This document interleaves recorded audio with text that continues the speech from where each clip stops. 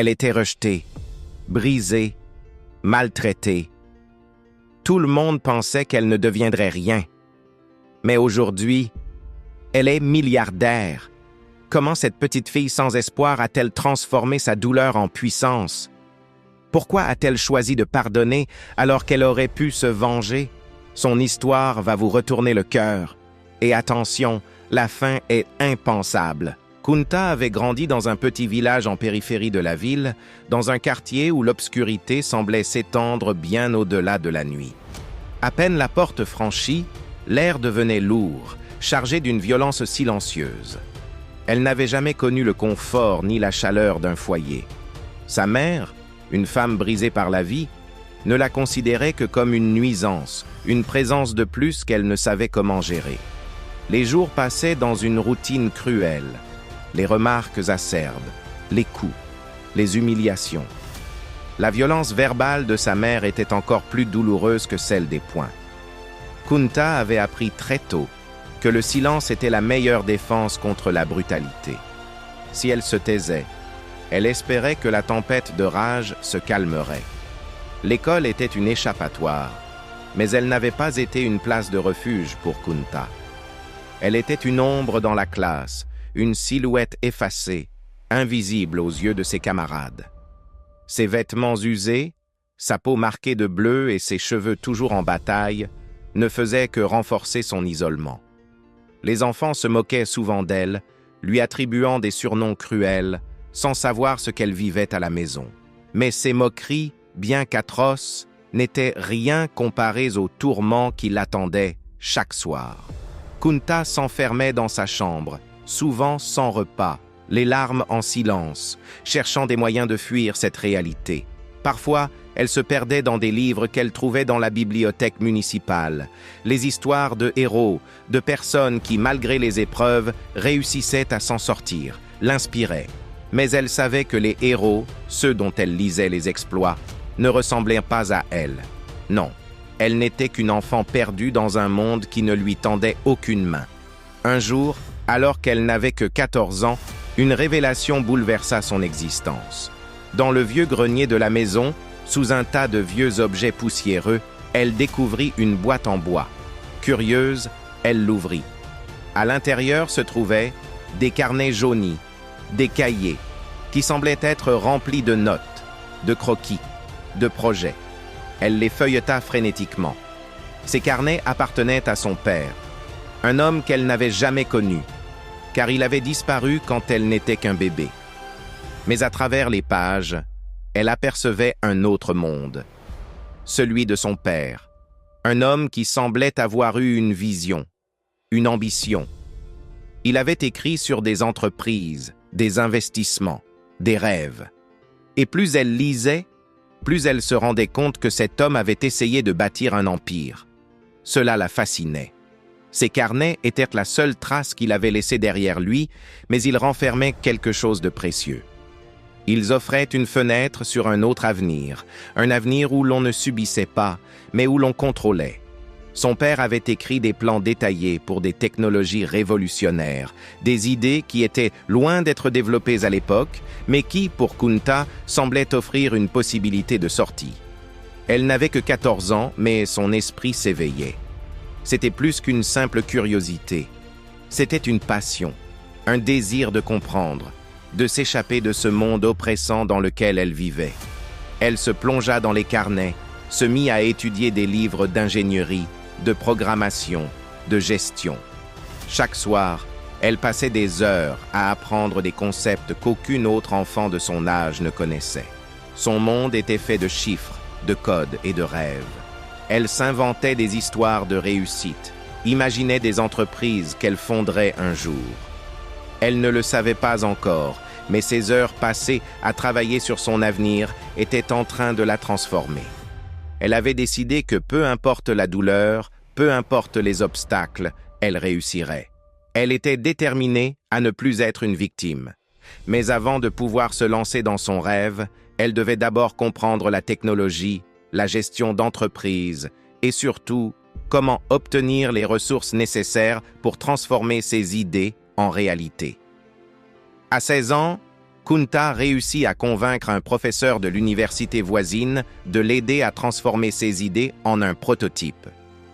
Ce professeur, un homme passionné par la technologie et l'innovation, voyait en elle une jeune fille brillante. Mais il savait que le chemin serait semé d'embûches. Il lui offrit des conseils précieux et lui présenta son premier mentor, un entrepreneur en technologie qui avait connu un grand succès dans les années précédentes. Ce mentor devint une figure paternelle pour Kunta, quelqu'un qui croyait en elle, mais aussi quelqu'un qui savait lui rappeler la réalité des affaires. À 18 ans, après de longues nuits de travail acharné, Kunta lança son premier produit, un logiciel de gestion des données destiné aux petites entreprises. Le marché était difficile à pénétrer, mais elle savait que si elle offrait quelque chose d'unique, elle pourrait réussir. Elle n'avait pas d'argent, pas de soutien financier, mais elle avait une idée, un produit fonctionnel et une détermination sans faille. Le premier mois, les ventes étaient quasi inexistantes. Les clients étaient sceptiques et elle commençait à douter. Mais elle se souvenait des carnets de son père et des paroles qu'il avait écrites. L'échec n'est qu'un moyen de mieux apprendre, de s'améliorer. Cette philosophie la maintenait en vie. Elle continua de perfectionner son logiciel et peu à peu, la situation commença à changer. Des petites entreprises commencèrent à l'adopter, puis des moyennes entreprises. À 20 ans, Kunta avait gagné son premier contrat avec une entreprise de taille moyenne. C'était un énorme coup de pouce. Avec cet argent, elle développa de nouvelles fonctionnalités et agrandit son équipe. C'était un petit groupe au début, mais il travaillait sans relâche, incité par la vision de Kunta. À 22 ans, elle avait fondé sa propre entreprise, Dataflow, et l'avait enregistrée officiellement. Le marché commençait à l'écouter. Des investisseurs commencèrent à se tourner vers elle, intrigués par la jeune entrepreneur qui, sans aucune formation formelle, avait réussi à créer un produit aussi complexe. À 24 ans, elle leva ses premiers fonds importants, et ce fut un véritable tournant pour Dataflow. Les investisseurs l'aidaient désormais à se développer à l'international. Cependant, malgré la croissance rapide de son entreprise, la route ne fut jamais facile. La concurrence se faisait de plus en plus rude. À 25 ans, un concurrent majeur lança un produit similaire avec des ressources bien plus grandes. L'entreprise de Kunta risquait de perdre sa place sur le marché.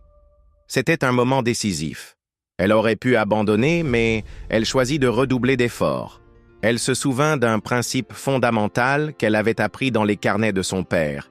L'innovation est toujours la clé du succès. Elle réévalua son produit, travailla sur des améliorations uniques et décida de se concentrer sur un créneau de marché qui avait été négligé. Elle avait désormais plus d'expérience et cette stratégie lui permettait de dépasser ses concurrents. En un an, Dataflow devint l'un des leaders du marché mondial de la gestion des données. Le produit était désormais utilisé par des multinationales. Kunta n'avait que 30 ans lorsque son entreprise fut valorisée à plus d'1 milliard de dollars.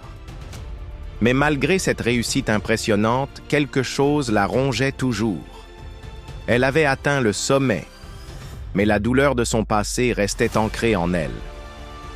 Un jour, lors d'une conférence internationale, un journaliste lui posa une question qui la fit réfléchir. « Vous avez tout accompli, mais quel est le prix de tout cela? Qu'avez-vous trouvé au bout du chemin ?» Kunta prit une profonde inspiration. Les années de souffrance, de lutte, de solitude étaient derrière elle, mais les cicatrices demeuraient.